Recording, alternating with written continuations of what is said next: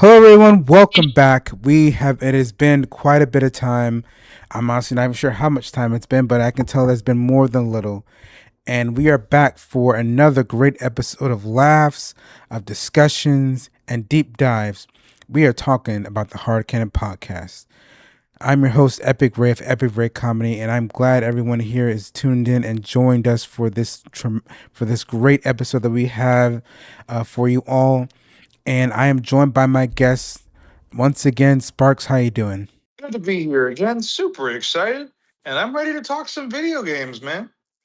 And we have a great game for this particular episode because an earlier episode of just one of these characters, but I thought, why don't we just go ahead and talk about the game as a whole? So this time today, if you haven't already clicked on the thumbnail or you've already just skipped in and wanted to see it, we're all going to be talking about, we are talking about Assassin's Creed. What can be said about Assassin's Creed?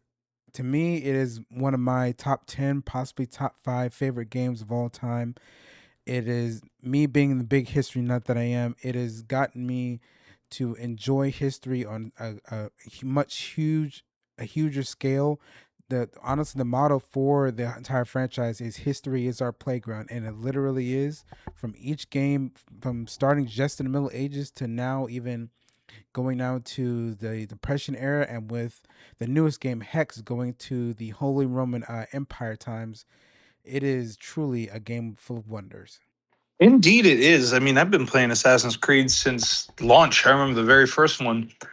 And I did fall off over time, and we'll get to that. But I think it is definitely one of the most impactful video game franchises of, at this point, the last 2 decades. I absolutely agree about that. And for I think we're technically on year, I want to say 16 or 17 with Assassin's Creed, because I know we hit 15 a couple Yeah. years ago.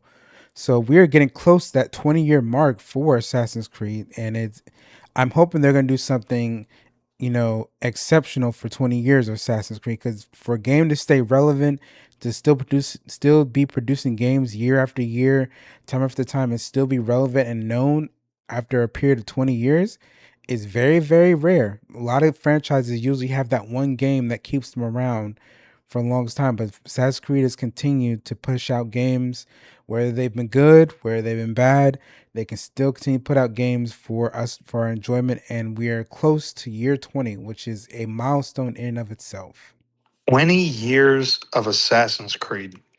It all You don't started. feel old until you see an anniversary sign. I can't wait for that. I'm ready to see that logo they're going to have for 20 years. It's going to be truly something special. I really hope so. And then with the release of Assassin's Creed Black Flag Resynced, where the graphics and the gameplay is increased overall through huge margins, I can tell the future is going to be bright for this game franchise. Oh yeah, that remaster got a lot of good reviews from what I can see. I haven't personally played it, but I have seen some of the gameplay. I've seen how they've reworked it. And it's one of those things where I can only judge it so far with my eyes. Eventually I'll have to get hands on and say, okay, is this better? Is it worse? But everybody that I've seen talking about it likes it. And I think they started the game. They did one of the most popular games to essentially, I want to say remaster, but in their words, resynced. I think Black Flag was honestly the best one for them to start off with, especially because if they had done something with one of the more less popular games, it probably wouldn't have done as well. But they started with something that everyone was familiar with, everyone enjoyed, and it was something that we all were very like much going to look forward to. And from what you've seen and what I've seen, it's been the success and the overall ratings have just been amazing for it. So I can see more future remasters or resynced coming in the future. Fingers crossed for AC1.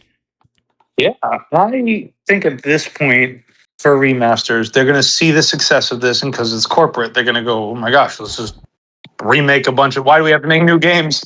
And that's not even just Ubisoft's mentality. A lot of these studios are like, what if we just remake the exact same thing but better? At least you hope it's better. They did the Ezio trilogy came out when the Assassin's Creed movie was coming out, and I played that, and they cleaned it up from the PS3. And then you had the Assassin's Creed 3 remaster that came with all the DLC. I like when they do that, when it's like a full bundle at this point. It's a full game, you don't have to re download the DLC. Unlike, I'm going to roast Call of Duty right now because they just did this with Black Ops. They quote unquote remastered Black Ops for PS5 and next gen console, but then they didn't change a single thing. It's just your ability to play it. If you want the DLC and everything, you'd still have to buy it. The graphics haven't changed, matchmaking hasn't changed, and that is my rant on what a remaster should be and should not be.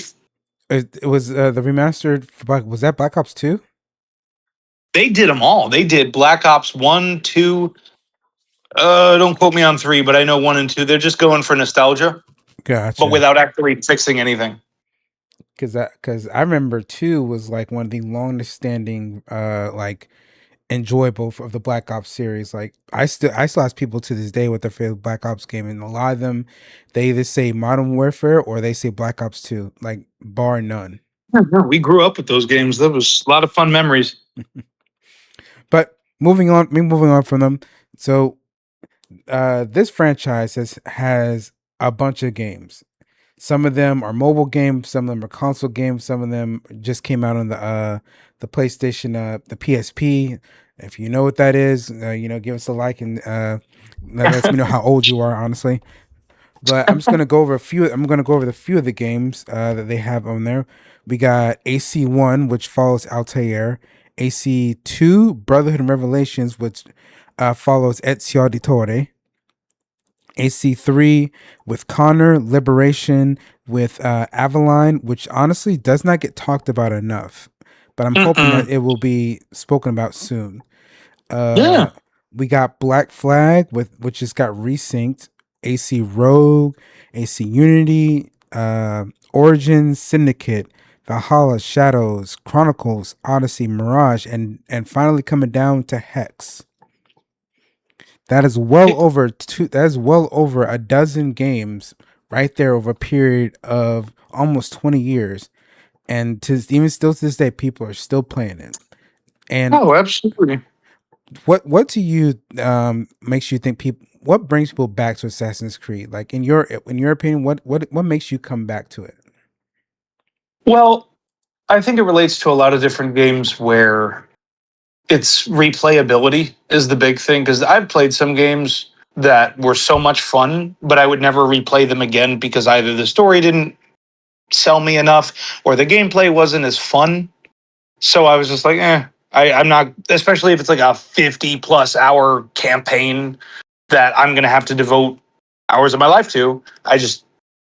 It doesn't click with me. But if we're looking at Assassin's Creed, there are certain games in that franchise that the story is really fun. You play it for nostalgic purposes or just because it's fun. I think past AC1, they started to mess around with smoke bombs and gadgets and stuff. And they gave you bigger missions that let you say, okay, this was a really fun thing I did, but now I can replay it and try a completely different playstyle just because I can. I Do I want agree to with go that. in swords? Because, like, look at Ezio, right? Mhm. Assassin's Creed 2. You know what? Let's go Brotherhood. Brotherhood is a better example of Ezio at his fullest. Revelations is great, gets slept on, but I'm going to focus here because they added like chain kills and all these weapons, armor, different gadgets and gizmos, a parachute. And all of that made me want to play it again because you had fun rebuilding Rome and creating things and option choice that actually made you feel like you could change the way the game went.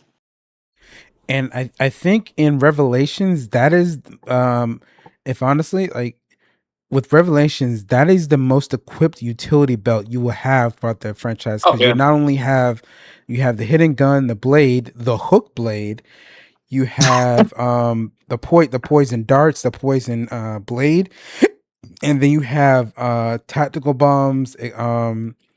Uh, I'm not sure what the other ones are, but like they give you this whole assortment of of a toolkit that actually requires two screens technically to be able to use everything. So it is honestly like even going forward with a lot of the games, especially going into like Rogue and like Black Flag and everything, that game still has like the most when it comes to like utility and overall like effectiveness as an assassin in the game. Like I don't think I've seen anything more in a game than particularly in except in Revelations.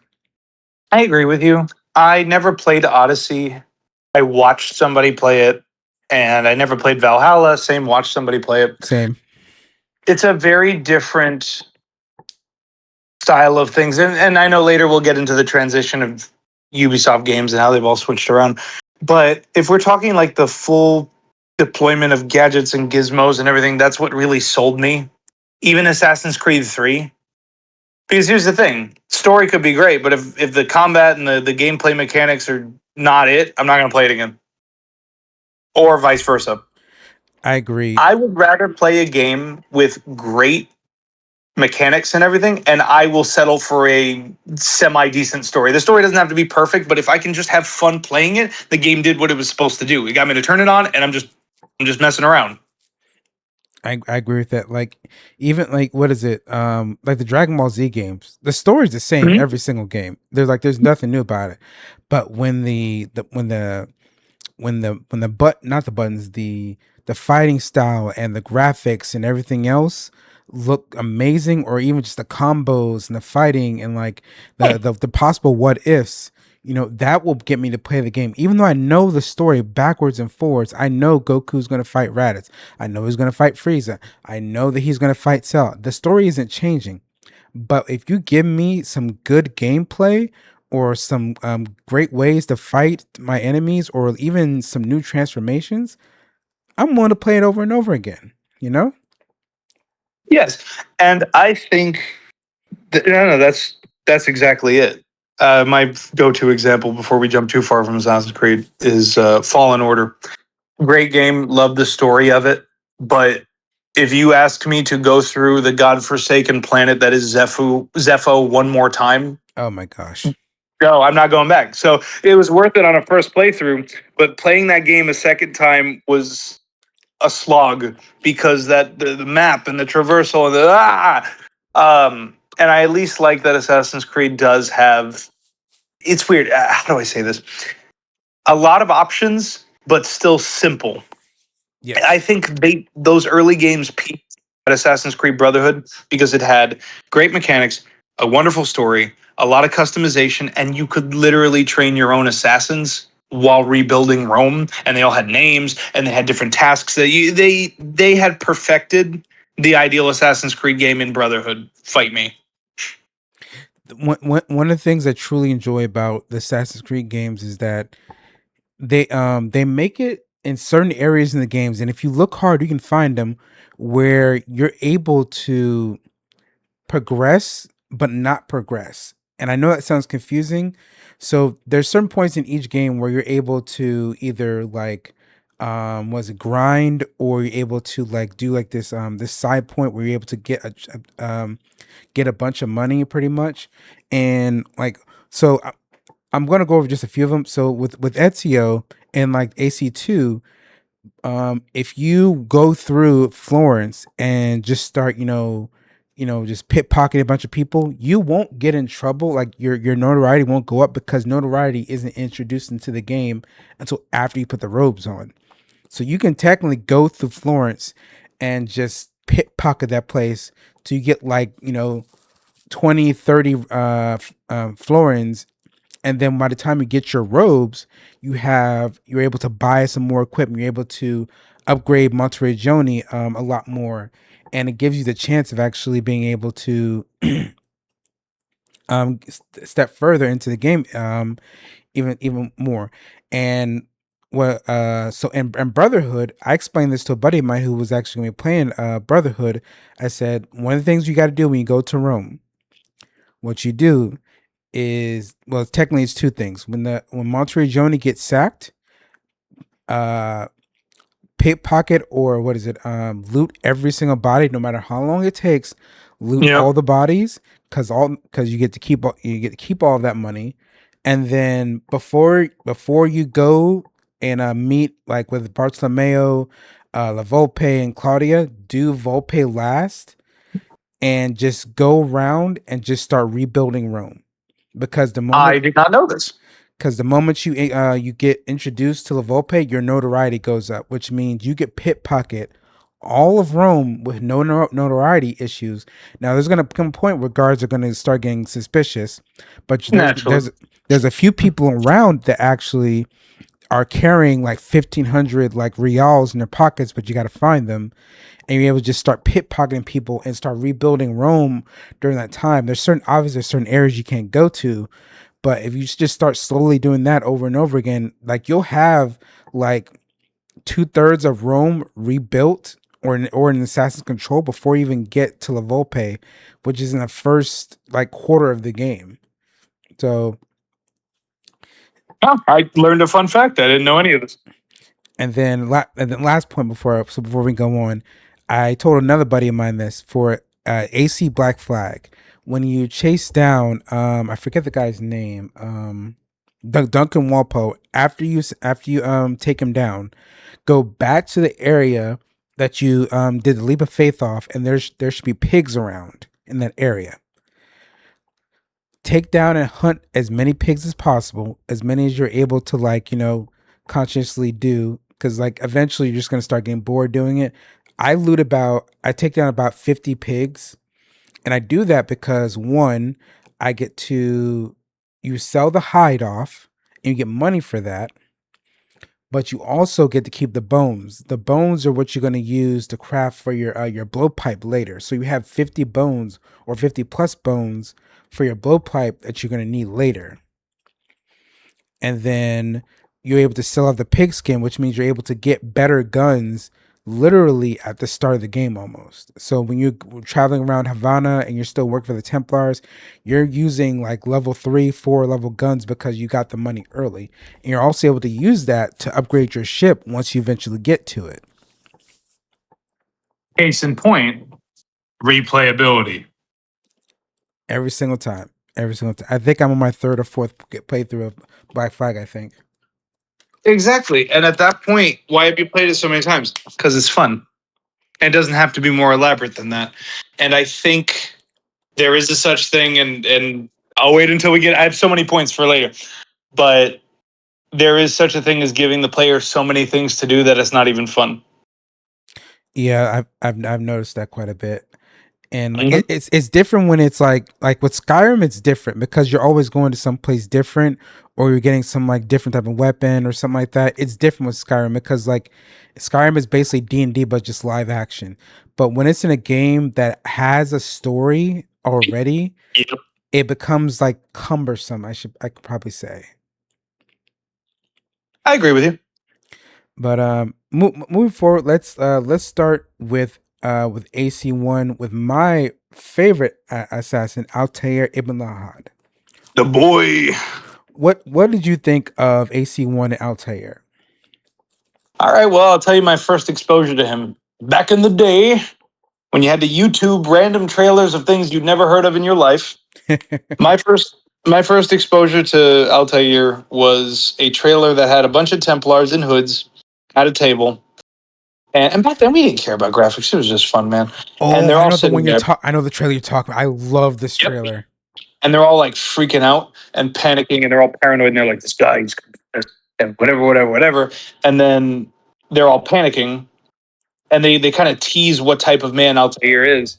And then one of the dudes is like, we're gonna be fine. We're Templars, and they all raise their swords, and it's supposed to be like this honorable moment. And then one of the dudes doesn't sit up, and they're like, "You good?" And then he falls over with a knife in his back, and they're all freaking out. And you just see a feather, and Altair was there, and I said I got to play that. As a kid, I was like, I got to play this. That looks fun.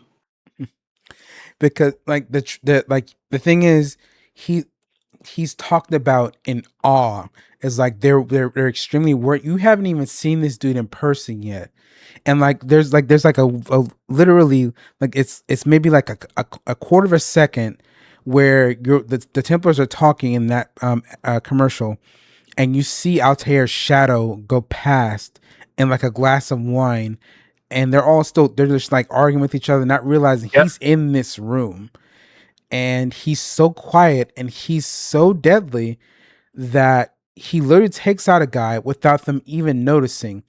I watched the trailers for a bunch of all Assassin's Creed. I watched the trailer for all of them.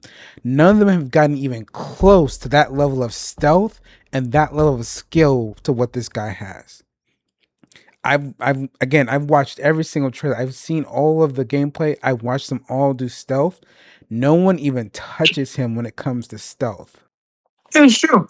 And I think the game made you feel that. The game made you feel that this character was like the John Wick in a sense of assassins.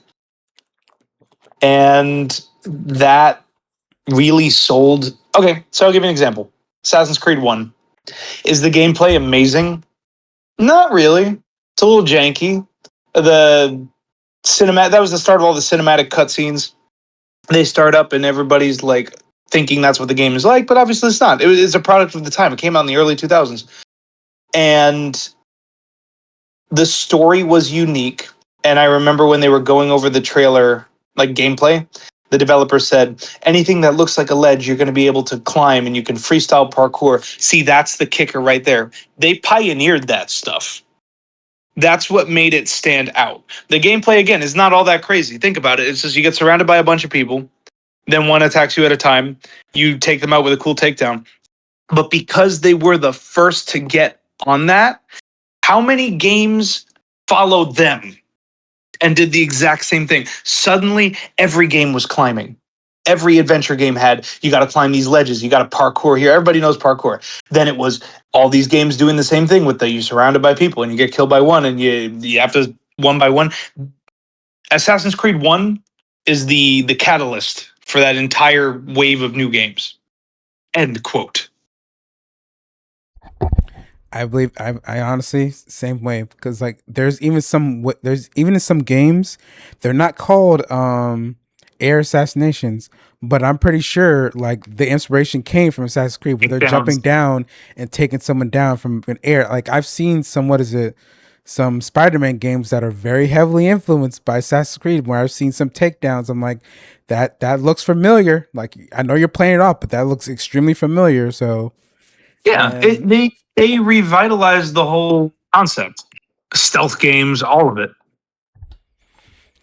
And like, oh, before we continue, I do want to. I remember I have to ask you this question because I asked you with every other game and everything else we covered. How did you hear about Assassin's Creed? I think you might have answered that or not. How did you first hear about it?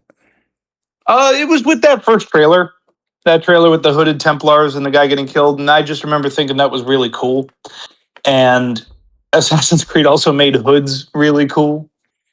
I mean, I remember every time it was cold out, I'd be putting a hood on. I felt like I was them. You know, I was a silly kid, but still. And that's when I heard about it. I started playing from the get go. I've played almost all of them. I did drop off at one point. It was a heavy drop. I initially heard about the game. What was it? Through a show that's no longer on. A show was called Deadliest Warrior, and there was this episode of Aztec Jaguar versus the Zandes, but they were talking about the episode afterwards after the victor had already been won, and he was talking about how the Aztec Jaguars would wrap the blades around their wrist, and he said like Assassin's Creed style. I'm like, is that a game or something? And I went to go look it up. And I'm like that looks good. And then I went to go find the game, and I remember just playing through, and I finished one. I was like, this is awesome. Like I need to get more of these. And I went to go look them up, and I remember the first time I actually started getting into the game was when AC3 was about to come out. I believe. Yeah, it was about to come out. So I started a bit late, but I caught up really, really quick. And within what is it, about 3 months' time, I was, I think, running three Facebook groups, all dedicated to Assassin's Creed. I had people working with me, promoting stuff, doing giveaways, like all that stuff. I did all this when I was in college, and I remember that like that was my game. Like that was indeed my game. So it was it was a major part of my life, still is in a lot of ways.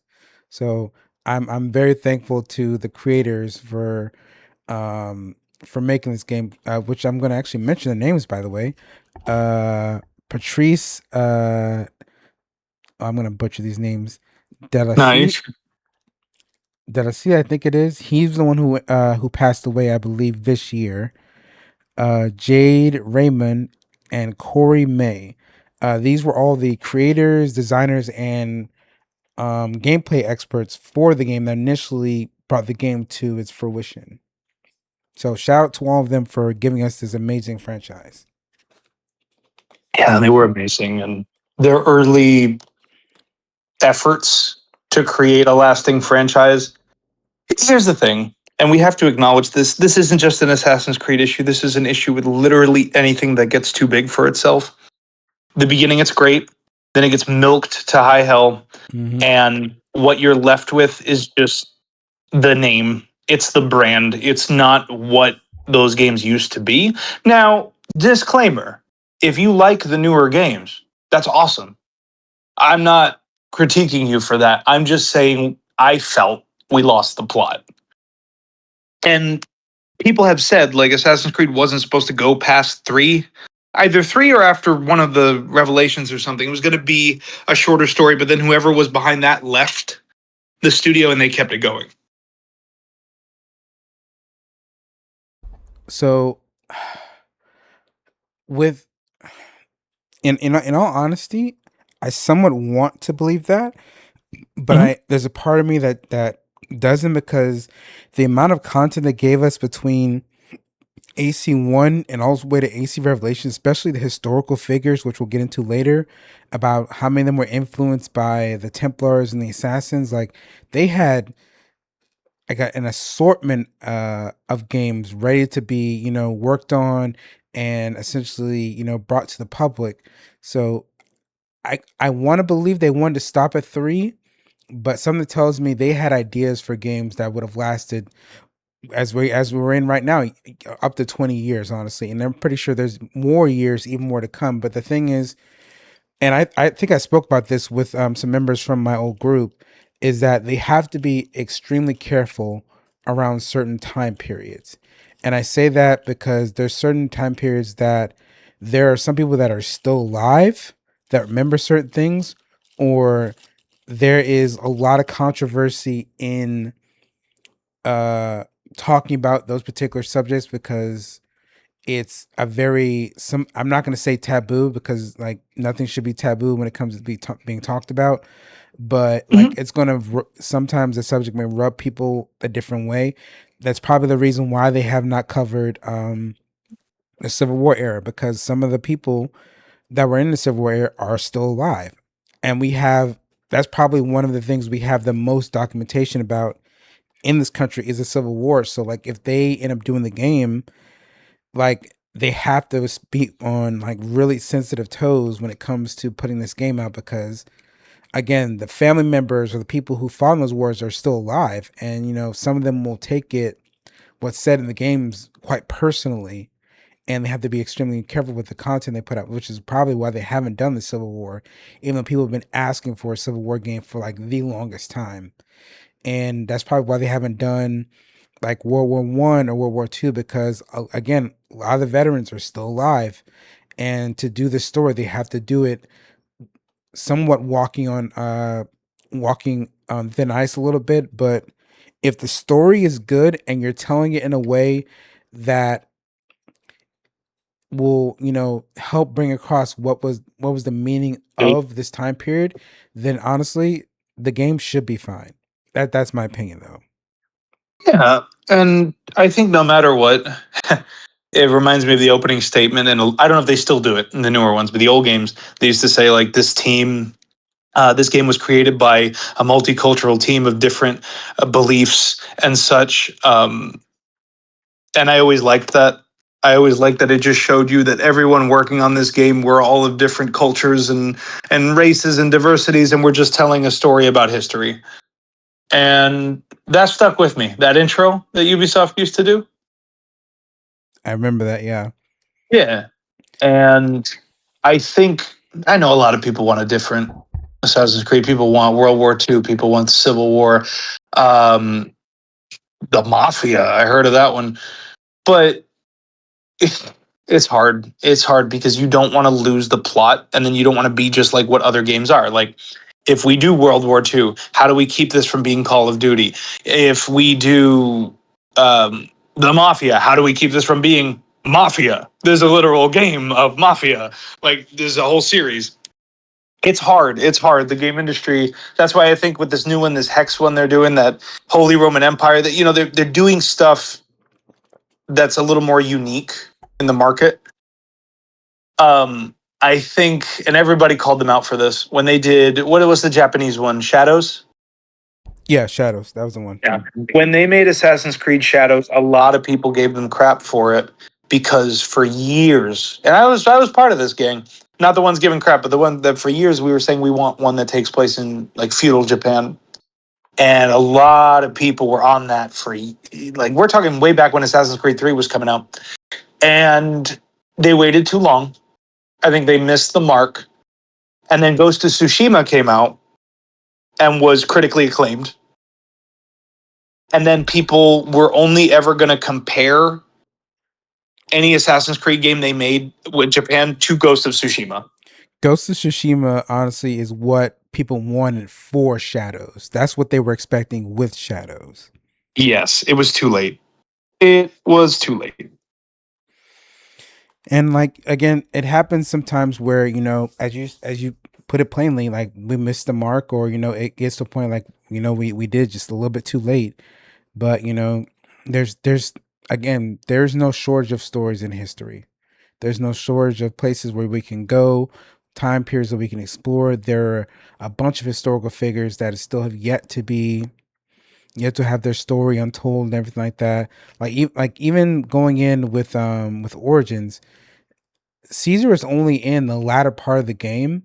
I'm pretty sure we could do something where we could go in during his early years when he's like in his 20s and everything. Because I watched a couple of documentaries of Caesar during that his younger years, and it's a rough time for Rome. Like there's a period in Mhm. Rome where there is no leader at all. Like there's no government, there's no leader, and it's literally run by street gangs.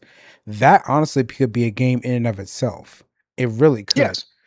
But it's something that you have to actually just try and figure out and do what you can, and hopefully they're able to come up with a story for it. But moving forward, Mhm. Desmond Miles. Yes. This character is so beloved when it comes to like a modern like assassin. I don't think anybody can ever replace Desmond. From the story we got from just meeting him in AC1 to what happened in AC3, like people are still out there wondering, is Desmond going to come back? Or it's he's one of those Yeah. unique characters that he's not replaceable. He's not. They've tried to replace him, and it's not the same. It's not. So Desmond Miles was again a whole new wave of protagonists for gaming, and he was voiced by Nolan North, which added to that. Because I remember at the time, me not knowing voice actors that well, I was also playing Uncharted, Drake's Fortune, first one, and I was like, wow, these guys sound really similar. Lo and behold, it's Nolan North, who is a great voice actor. He has done so many characters. Gosh, he does the Penguin in Arkham. He does Deadpool in gaming. He has done. Who did he do in the last? He did David in The Last of Us, which was something. But he's Wait, everywhere. wait, wait, wait. David, weirdo David. That's Nolan North. Oh my gosh. That's Desmond Miles on crack. um, once you hear it, you can't unhear it. He has the same one thing Nolan North does that links all his characters is how he screams. The very like guttural but high pitched yelp that once you catch it, you're like, yep, that's Nolan. But anyway, Desmond Miles as a character was everything that reflects the times we were growing up in. He is a man of like witty commentary, the raised eyebrow here and there, the flirty voice, and he doesn't really do much beyond that. If you really think about it, like that whole first game, he's just there to say, "Oh, where the hell am I? What's going on? What am I here for?" Second game, they gave him a little more personality. I think the third, they wrote him off because the main creator walked on Ubisoft. He had left. So I think they just killed him off to keep it going. And for a lot of people, Desmond Miles' death is where Assassin's Creed ended, depending on who you talk to. I'm going to add one more point to that. Hmm. Desmond Miles was the heart of the modern day assassin group because gosh, I don't even remember the characters' names. I know that. Oh my god, what is she voices Kristen Bell, who does Princess Anna, is Lucy, the girl that's with him, Yes. and she's mocapped after her, so it's the same face. And all the characters with them, they got the two tech folks whose names escape me, but they're really Uh, funny. uh, oh, I know it. Sean Hastings Sean, and Rebecca. I think it's Rebecca. yep, Sean and Rebecca, and they were fun going off of each other. But I think what linked all of them was Desmond. And as soon as Desmond exits the picture, we'll mark this as the first like uh-oh for Assassin's Creed because now you have and he kills Lucy because they reveal at the end they're like, "Oh, Lucy was actually a Templar this whole time," which personally I hate that trope. I hate the I'm actually evil but I haven't shown you any reason to be evil. Drives me up the wall. Whatever. I That digress. so But that particular I don't mean to interrupt you. I just want to just go put go this out go there. go go. So that particular storyline, when it comes to that, um, that is something that haunted Desmond majority of the time while he was in Revelations, and he had to actually essentially put his brain back together essentially, and he was trying to pick out like what were the signs, like I didn't see, it's like how could Lucy, and then he ultimately finds like the records and everything, and he ultimately sees um like Lucy behaving the way she is and like the emails and everything, like he begins to piece it all together. But even after he realized like she was going to betray them whether or not he wanted to believe it or not, in AC3 he gets to a point where he's like, I think it's a measure of forgiveness, and he just feels like I wish I could have done more like I wish like there was something, like she didn't have to do this, like I could have given her a chance to you know not do what she was going to do, but ultimately that was going to be the plan, whether she was their friend or not this entire time. Like she was ultimately going to turn them over to the Templars. What would have happened after that, we don't know, but that was on her mind. Well, and this is a great example because then once she's out of the picture, he's out of the picture. Now you're left with Sean and Rebecca because Desmond's dad is there for like 5 seconds and then we never see him again. And then, all right, let's just face it. The modern era plot of Assassin's Creed was the weakest point of the entire story. Yep. Whether it was playing it for your first time when you were younger or now, you just want to get back into the Animus and keep doing stuff. You don't. I don't care what he's doing out here. We're gonna stop the Templars. They've been around forever. Yeah, we're never gonna stop the Templars because that's not happening. So there would be like these little breaks in the mission where they're like, "Hey, Desmond, can you like, I don't know, set up the Wi-Fi router on the Animus?" And he'd be like, "Yeah, okay."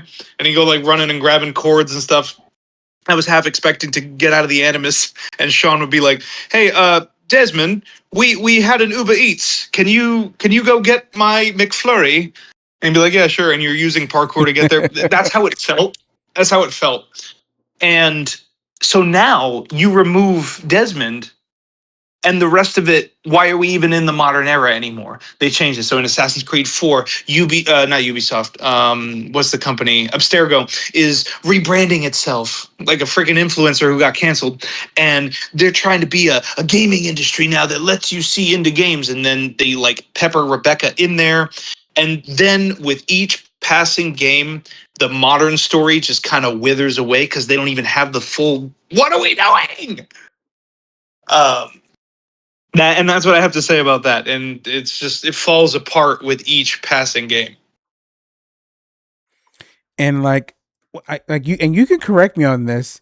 After Mm. AC3, I think we go through like maybe 5 or 6 games where we're playing a faceless character and we don't even know who we are at this point. And That is correct. and I'm like, what is the point of what we're doing when the person like we can't even see or interact with? They're saying like it's basically us. I'm like, no, I'm playing this Mhm. game because not only am I interested in what happened in the past, but I want to know what's happening with the future as well.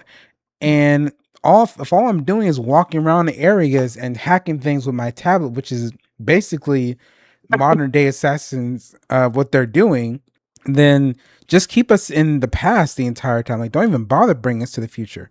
That's the thing they did with the books. Like the Assassin's Creed books, they Yeah, don't even go to those the books are good future. They stay completely in the past the entire time, and they don't even. because they know no one cares. No one cares. It's if you think about it, if these games had come out, what cinematic trailer is like? You're gonna play as Timothy, and he's got the blood of an assassin in him, and he's got no. All the cinematics were about like the actual era of the game, to the point where had they left that part out, you could still do the whole those who came before the space aliens. You could still do that. Just don't touch the present, because there's never been a clear resolution with the present storyline. Abstergo's still there. The quote unquote assassins are still there, but we don't even know what they want anymore. What, because in the beginning it's like, okay, we're trying to get the apple of Eden. That was like the infinity gauntlet of Assassin's Creed. And then actually there's more pieces of Eden, and there's sticks, and the shoes of Eden, the underwear of Eden. Like everything is a different piece now, and now you're like, this isn't the Infinity Gauntlet. This is Exodia. We're getting cards. Like, That yeah, that honestly, when they started bringing in the ones who came before and the Piece of Eden, and they started to essentially dominate the game, that's when I stopped playing. Like when they started adding in magical objects to the game, and like your sword can now it wields fire and it burns your enemy for 30 damage, and when you strike someone, it burns everyone if it's in. I'm like, okay, I'm done playing this. And I agree. my buddy in Canada, he says like the game's good. I'm like, but it's not realistic. When I have a sword and Ezio's using that sword and using it to take down enemies, he's using a sword like I go into a museum and actively see, possibly pick up, and this was used in combat.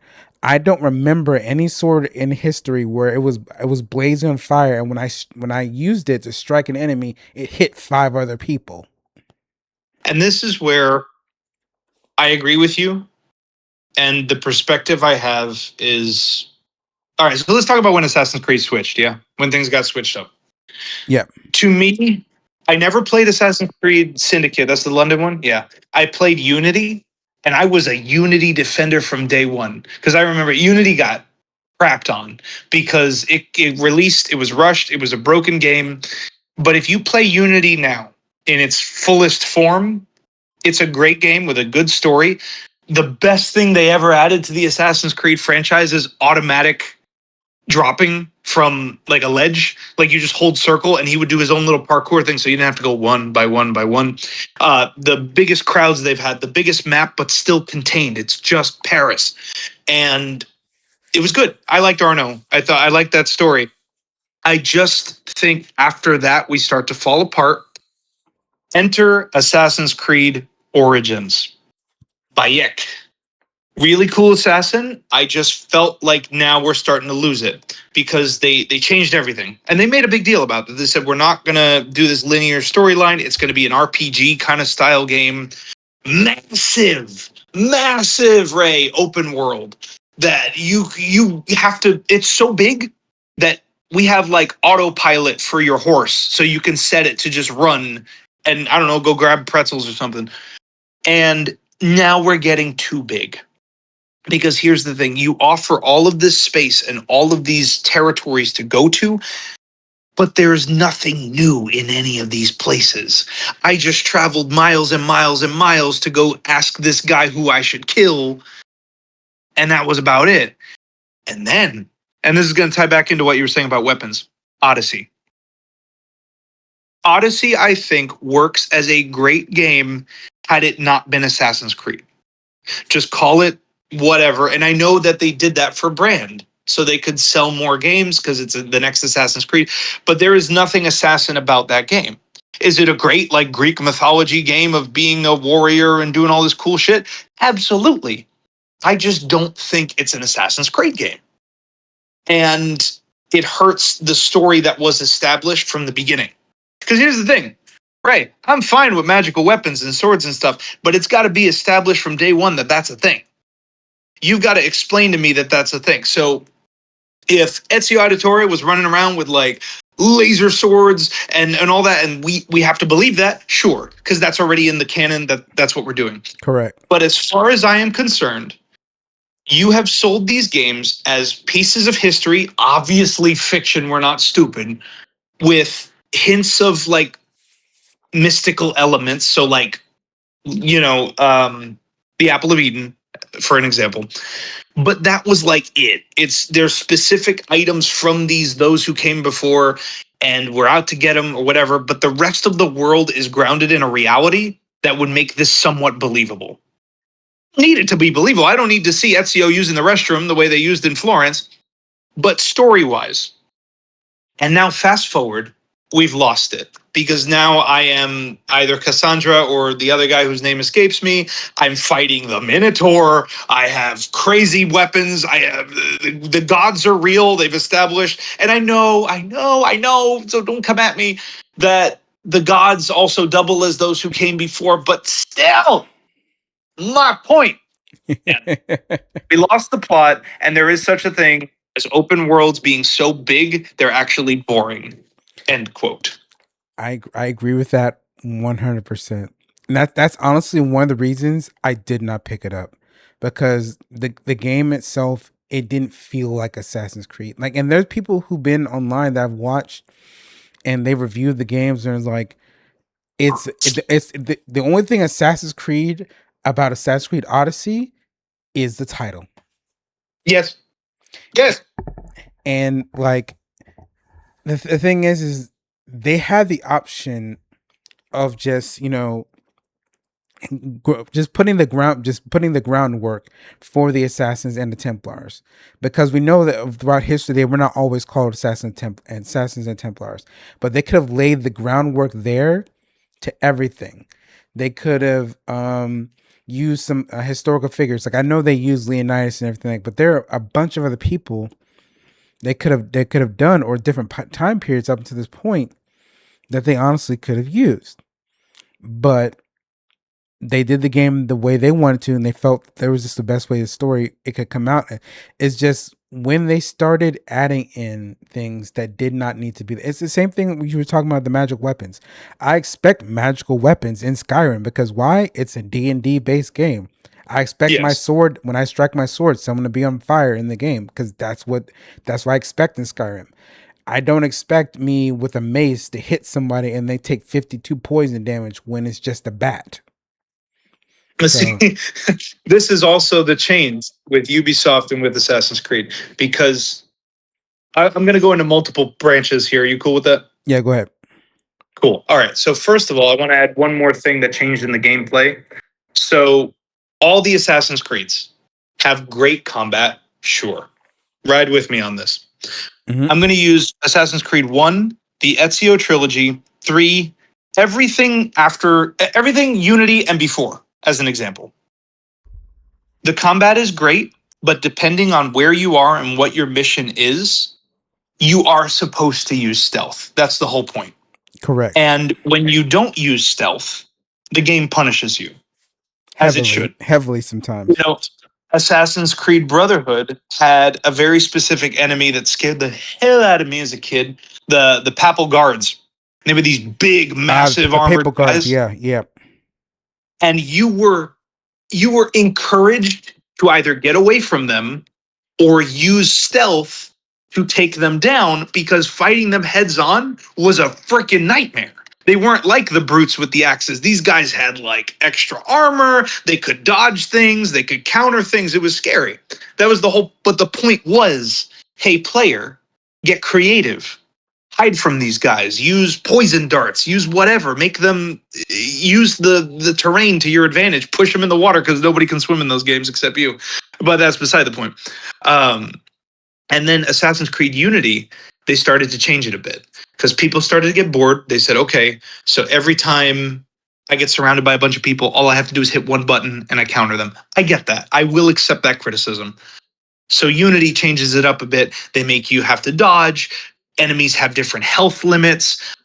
There is like different areas on the map that determine difficulty. So like if I go to this one spot in France, I'm going to have to deal with people that are a lot tougher. So I have to build up my shit to get to that point.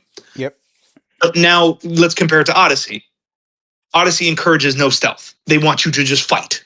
And this, I'm not saying this to rip on Odyssey. I'm saying it's No, not do it. Assassin's Do Creed. it. Rip an Odyssey. Tear it. No, Tear no, okay. Here's the thing. It's a good game. It is a good game. It's just not an Assassin's Creed game. it. And I guarantee you, had they just called it whatever and not Assassin's Creed, it still would have sold as many copies as it did. It still would have just spoken for itself because it changed what Assassin's Creed was. It started with Origins, went into Odyssey, Valhalla just followed that, Mirage, and they've all one after the other after the other. You've lost your main fan base because again, now people have like stats and health. And the second branch I'm going to go into with this was Ubisoft as a whole for the time. I was a Ubisoft loyalist for quite a bit of time. I played all the Assassin's Creed. I played Far Cry, which was they were borrowing from each other those two games, and I could see the shift when we got to Far Cry 5 because if you have you played Far Cry? I have not, but I need to. Like I've Okay. watched people play for years, and I've been enamored by it for the longest time. No worries. So basically, Far Cry and Assassin's Creed are not a far cry from each other. Basically, Far Cry, you spend a lot of time going to settlements, killing everybody in the settlement, either using stealth or not, and then you liberate that settlement, do it again 30 times. That became the later Assassin's Creed games. So, like Odyssey and everything, it's not about the stealth. It's about just going into this fortress, kill everything with a pulse inside it, do it again. But you could see that they were starting to do the same thing because Far Cry started to do the whole upgraded weapons thing. It's not just you can shoot anybody now. So if Joe Schmo's got a tank top and shorts on, I used to pop him in 2 shots. Now there's a same version of him with like 3 health bars just cuz, and I need to get all these special weapons and microtransactions, and this is where we lost the plot, Ray. This is where we lost it. And the thing that I try, and we're actually going to get back to this when we start talking about the characters. The thing that literally drew me away from the series after a while, like even though like I endured like I love Unity now. Like I love Unity now. I'm still It's in a the good process of game. playing. I love it. I even enjoy Syndicate because this is the first pair of twins we get. But to me, after Syndicate, the characters just didn't seem likable anymore. Like they didn't seem like there was an attachment. Like there's a reason why people fell in love with Ezio, with Connor, with Edward, with with Aveline and a lot of Mhm. characters because the difference between those characters and what we get in in Odyssey and Shadows and everything like that, there's one thing, and it starts with an H: heart. Like you felt for these characters. You understand why they were going through what they were going through. You understand why they were on this journey. Like you went on a journey with, we went on a journey with Ezio from birth to his death. That's why he's a favorite of so many fans, because he had something that not all the assassins have. It's a heart and a story, a reason to keep going. Like there's a reason they gave him 3 games. Yes, he was their flagship. And like I think they've ultimately lost that because they tried to revive it with Arno, tried to make Arno French Ezio, and it didn't work. He's a likable character, but he's not Ezio. He's not. And they need to go back to making the story both unique but relatable and honest. Because we Yes. because when we had Ezio, we understand why he was on the journey he was going on. His family got murdered, and is now he's on a quest for vengeance, and that is what he did. Once he finished it, now what is his goal now? Rebuild the Brotherhood. What do you have, after you start rebuilding the Brotherhood? What do you do now? You make sure it lasts after you leave. That is a story. You bring up a really good point that makes me want to think about the motives with each of these characters, and you can see where it starts to dip. So, Altair, right? He's this grandmaster assassin. He's arrogant. He's wrong. And what is that man's name who puts him in his place? The main bad guy, the master, Al Mualim or whatever. I just think Amuim that's it. or Roberto de Yeah. South. Yeah. So Robert is more just like the antagonist in the background, but his mentor, Al Mualim, demotes him at the very beginning. He's like, "You're demoted. You got to start over." And that's a fun way for the player to have to learn all the skills as him, and then he gets humbled and whatever, whatever. That's his whole thing is redemption. But he already knows he's good, but he has to fit in. Ezio, like you said, that's a revenge quest for basically all three, because then he gets to Brotherhood, they kill his uncle, he has to go kill somebody. The by Revelations, he's just too tired of everybody's shit. He's just old and he's just tired. Um, and Yusuf was, I love that man. Anyway, after that, you have Assassin's Creed 3, which goes back to a revenge. The revenge is a common thing here. So it's like his mom died, and he was, I gotta kill the white man. Assassin's Creed 4, what the heck was Connor's motive? Or Edward, what did Edward want? Edward, as much as they tried to change the motive, he wanted to simply get enough money so that he could give his wife a better life. That Yeah, was that's literally his right. motive. That was his little motivation throughout the entire game, was to make enough money to give him and his wife a better life. You got that from the cutscenes, from the ones he had with his wife. He wanted to simply give her a better life. That's all. Thank you for that refresher, because I like how he's this honorable pirate. You know, he wasn't running around like most games, especially with prostitute options, would allow you to sleep with them or court them. He had his wife, and he's like, "Baby, I'm gonna go make you money. Let me just kill everyone." Basically, yeah. So yeah, thank you for that refresher. With Black Flag, so that's the motivation. What's after that? Then comes Unity, I think, is after Black, because I never played the other one. The Rogue, never played it, so I don't know. So Rogue was essentially I'm gonna go through just Yeah, go for it. I'll go up to Syndicate, because after that it doesn't make any more sense. So Go ahead. after Black Flag we get hit up Rogue. Rogue is Shay Cormac. He's essentially trying to stop the Brotherhood from causing continent level destruction, because there's these pieces of Eden that he finds that are literally destroying cities, and assassins are trying to find them and take them, but he's trying to stop from doing that. But the only way he can stop them from doing that is to join the other side. So Mhm. his motivation is to protect the people of the earth, but he's joining the group that his sworn enemy in order to do so. Yes, So his motive is good. The way he's going about it is bad. and that's Rogue. That's Rogue. And Okay, and that's, then that's where I get mixed up. and then Unity is technically a two-parter. It's revenge, but it's also a love story, because he wants to avenge the man who essentially raised him, but he also wants to keep his love interest safe, and he wants to protect her as well. Right, because he loses his real dad and Mm-hmm. his foster dad, Yep. and then you know my one gripe with that game is, complete side note, What's that? and this happens in movies too all the time, and I don't get it. If you have a game that takes place primarily in a certain country, but you give everybody a different accent that's not related to that country, it drives me up the wall. It's like Valkyrie, right? So Tom Mm. Cruise is playing Colonel Stauffenberg, and they're trying to kill Hitler, and whatever. Everyone's speaking British instead of German, but Tom Cruise in particular is talking the way I'm talking to you right now. He's like, we got to go do this." I'm like, "What is happening?" It's taken me out of the scene. It's the same thing with Unity, where again, I know y'all are French. Ubisoft, they got people in France, and they opted for like an "Oi, everybody, how we doing?" And it's like that's we're going British, and they're French. So it drove me nuts. If you ever want a good laugh, Stephen Colbert plays this game and he just rips on it for that. But yeah, so he loses all of that and he becomes an assassin to get revenge, and we're kind of back where we started with Yeah. the revenge story. I don't remember exactly with Syndicate, but I think they're just like a street gang that is trying to like rise up, and the whole like us versus them with industry taking advantage of people, and we want to like be heroes to the people, which, mind you, I got to throw this in there too.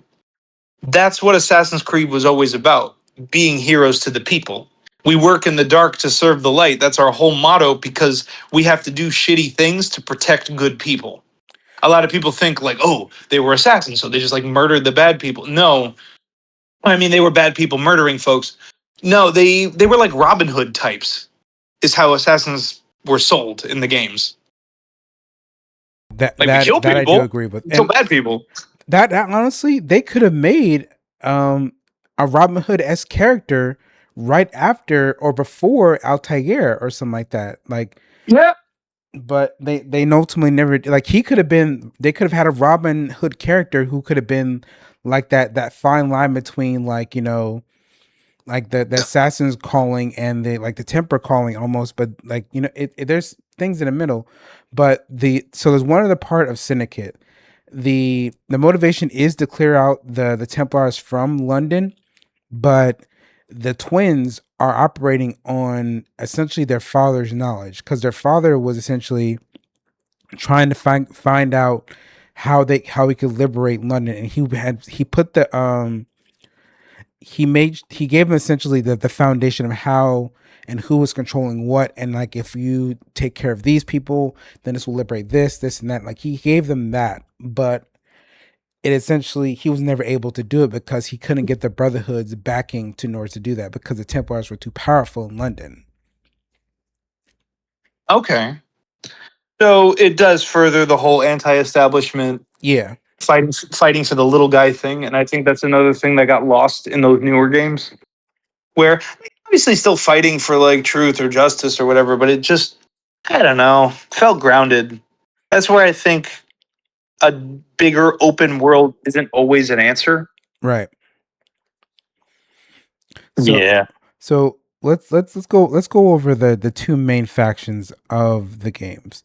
I'm gonna go over. I do want to go over these real quick. So the tenets for the assassins they are broken consistently in every single game, and I don't even mean us as players breaking them, but they're broken by the assassins multiple times. Hmm. And the first one is stay your blade from the flesh of the innocent. This is broken by Altair at the beginning of the game. In like 5 seconds. This is broken multiple times by Ezio, because he either does something that causes innocent people to get hurt or something like that, or he ends up like, he took out one of the generals in Revelations and did that. And it's like these rules keep getting broken consistently. It's getting. I think Connor's the only one where I don't actively see him doing that, but everyone else pretty much breaks this rule consistently. So, and Yeah. then the second tenet, hide in plain sight. The two best ones that are good at doing this are Altair and Ezio, because they seem to strike when not noticed, pretty much. And Connor, he shows up, kicks the door down, is like, Templar, Charles Lee, okay. Hmm. And it's like, dude, like, no. Like, we hide in plain sight. We don't yell at everyone asking if they're Charles Lee. Like, stop.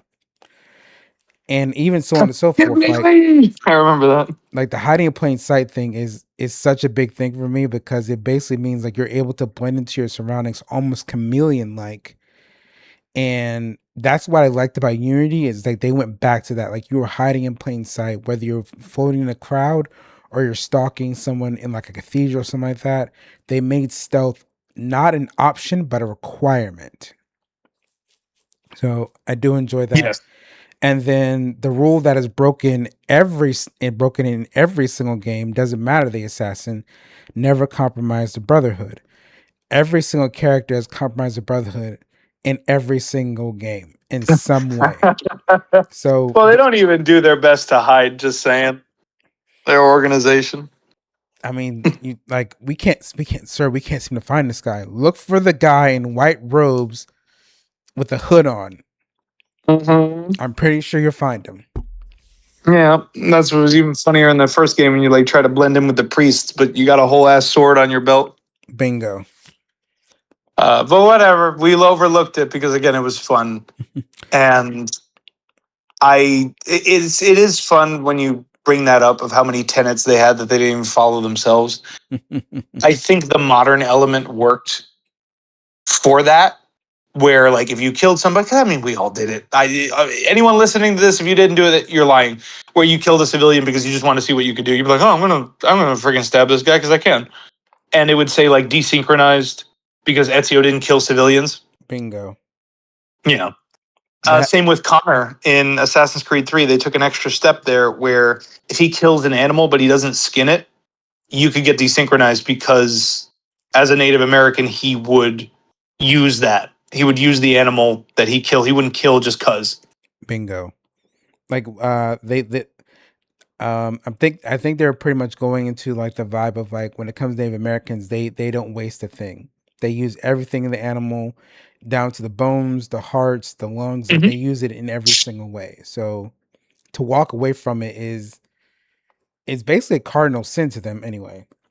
Yes, and I was glad that they had incorporated that into the game in a way that made sense. Yeah, But yeah, no. These assassins are not hiding. The game encourages stealth, but in terms of like plot, they're all over the place. Ezio has a Glock from part two onward, and at least by three, and this is again what made or by Brotherhood.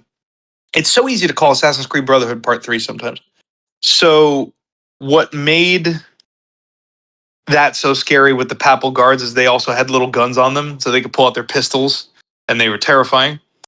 And it wouldn't be until Assassin's Creed 3 that you could use a human shield by grabbing somebody and putting them in front of you. But in Assassin's Creed 2, you feel like a god because you are the only one in the known world who has a gun. yep. And no And matter how that big the was so person fun. was, bam, you're going down. Mm-hmm. Mm-hmm. And Little wrist pistol.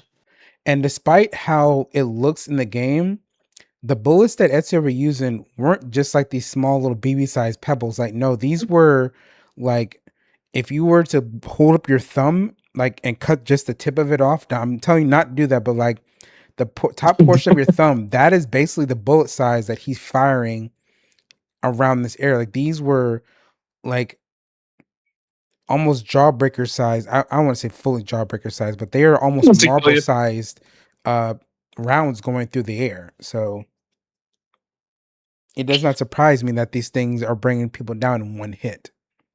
Correct. And I remember that. That was a good trailer reveal. So when they released the first trailer for Assassin's Creed 2, I remember watching that cinematic. And it's Ezio. He's chasing this guy. He goes through this whole journey. And then the dude, he meets his guards and he's like, all right, you guys wait behind this wall. You guys wait behind this wall. And I'm going to try to lure him out. So you guys kill him when he comes over. And so, like, we're all expecting some cool thing to happen, but we're not expecting him to freaking shoot him in the face. And that was the big reveal. Oh my gosh. People were going nuts for that. I remember. We were all excited. So as we ultimately go and we're gonna go to like we're gonna give to a close for in a little bit, but like I want to close out with something that I actually got into debates with a lot of people that joined the groups that I hosted on Facebook, We got and it was the philosophy between the assassins and the Templars and how they both saw peace in their own way. And it all comes down to like their, I don't want to say motto, but their creed essentially. And for the Templars, it's may the Father of understanding guide us all. For the Assassins is nothing is true, everything is permitted.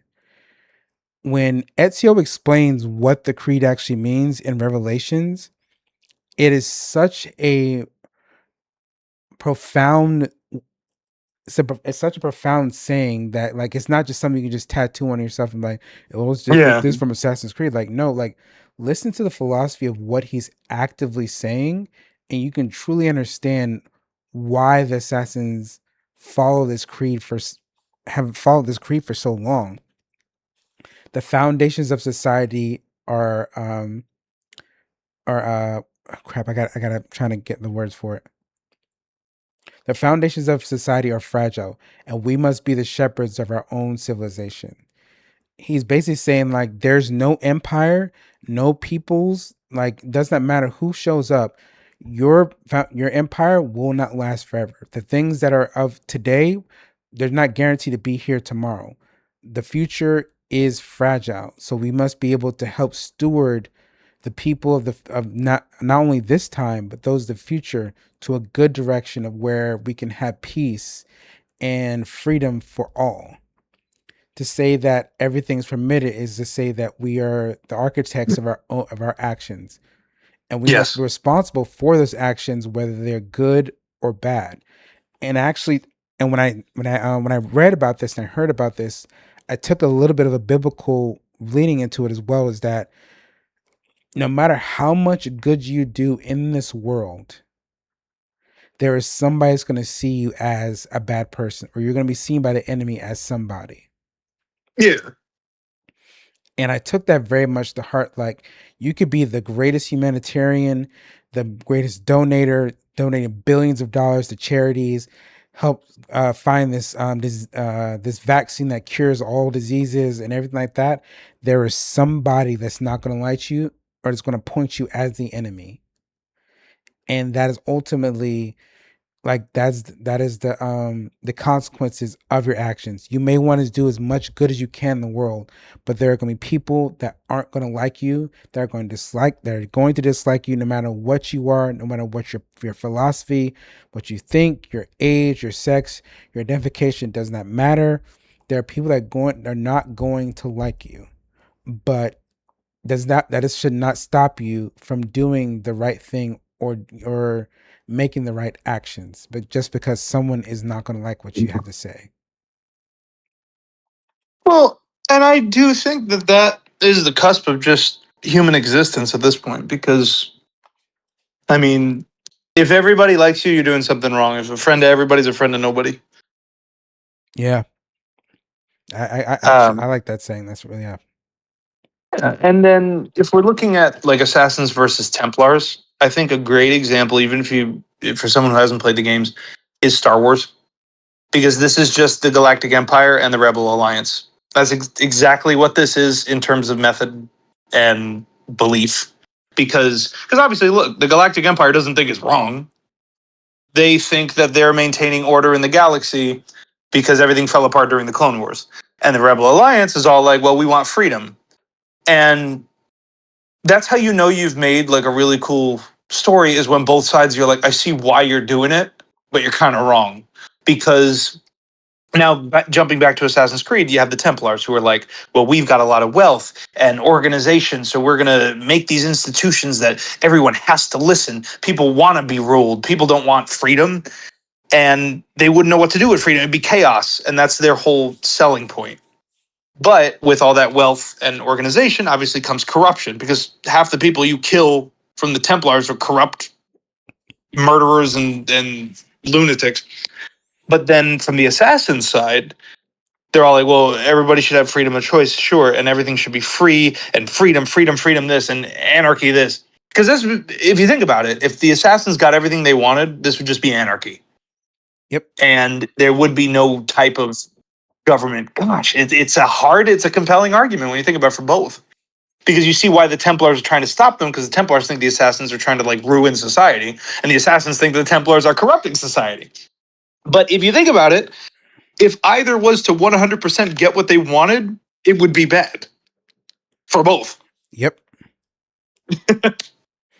And Oh, that's why it's a good story. that's why they have to have that middle ground. And I was oh dang, I might be drawing a blank here. I was literally just thinking on it. Like with each side, they all want something that it ultimately is good for society. But if it and I say this to all the viewers that are going to be out there, if you really want to take a deep dive, there are two books I want you to actually look at. If you really want to get into the mindset of the assassins and of the Templars, if you want to know the assassins and their mindset and their philosophy and how they think about things, read Altair's Codex, Yeah. his entire codex, and you will understand the assassins and the Brotherhood to a very good for an extremely great degree. If you want to Mhm. understand the Templars, read Forsaken. That's written by Uh, that's the Kenway one. It's Edward, Hatham. no? Yeah, Hatham Kenway. The book Or is written Hatham, from excuse me. the book is written from the viewpoint of Hatham Kenway. That book will help you understand the Templar mindset to a T. And I have read Altair's Codex. I still have to read Forsaken, but both sides, there are rough people on both sides. Mhm. There are. Like the assassins hands aren't completely clean, and neither are the Templars. There are good and bad apples in both sides, but that does not mean they stop doing from what they want to do in order to achieve their goal. The issue is that it should be the means of how you're wanting to achieve that goal Mhm. is the issue. How do you plan on achieving that goal? But the Templars, they want to do it through control. With the assassins, they're doing it technically. I'm not going to say technically. They're doing it through murder. Neither side has a clean hands, but they're each trying to do something that ultimately wants to make mankind better. It was like, what the heck would the Assassin's Creed Brotherhood do if they won? All right, we killed all the Templars. Everyone can be free. I mean, really quickly, everything would jump into tribalism and barbarism anyway, Yep. because that's human nature. It's not that's not institutionalized from whether in history or you see it happening every day. Tribalism, anything from a work group isolating somebody in the break room to people literally stealing and killing. Like it's all connected in the natural instinct all humans have for tribalism. Sorry, I'm getting on a little science history thingy, You're all good. You're all but good. it's related because it's like, and the same for the Templars. All right, you have massive order. People are going to yearn for freedom, and the cycle never ends because look at Assassin's Creed 3. I think is a good example. It's the first game that really gave you both sides without making you hate the other side. You were more just like, this is a thing that is happening. Because I remember in okay, so you look at like one, Robert de Sable is just an enemy Templar. Kill that man. Then you go to Assassin's Creed through Ezio, and it's like the Templars are bad. Cesare Borgia, one of their best villains in the series, but they're all just evil. They're all evil and incest and corruption and whatever. It's very Targaryen. And then you have Unity, or oh my god, we just said it. Three, where now not only does the game mess with us and make us think Hatham's an assassin at first, we find out he's a Templar, but now as we're playing as Connor and we eventually meet our father, we're conflicted because Hatham's kind of cool. He's kind of vibing. And he's like, son, I'm not gonna kill you. I'm just telling you cool shit. And it that's the best showcase for me of the two sides. I could Be like honestly. a Sith Lord dad and a Jedi son. Well, I think this is a good stopping point. I think for Yeah. the next episode, we're gonna go over some more of the philosophy of the Assassin Templars, and we'll dive into the ones became before, the pieces of Eden, and we even take a deep dive into some of the famous historical figures who appeared in a lot of the games, because there are quite a few historical characters that appeared in these games, and we're gonna need more than the time we have left in order to cover all of them. But I do appreciate you being with me, Sparks. It's great to hear you again. Absolutely. No, this But was a blast. Thank you so much. as we begin to wrap this up, me and him at the beginning of the episode was talking about Detroit becoming human, and I think that's a good topic we can actually do for a show. What do you think? I would love that, man. Assassin. Detroit Become Human is one of my favorite games of the last couple years. So, oh god, it's probably 10 years old at this point. But yeah, I would love to talk about it. So stay tuned for that in the future. That honestly, like if things are going well and the schedule and everything pans out, we might actually do Detroit Becoming Human and then jump back in Assassin's Creed, or we might do Assassin's Creed and then jump straight into Detroit Human.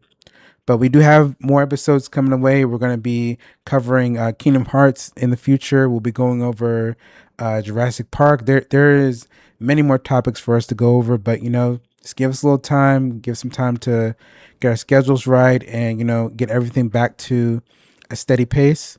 But for now, we appreciate you. We love you guys, and don't forget, it's not only canon, it's hard canon. See you next Heck yeah. time.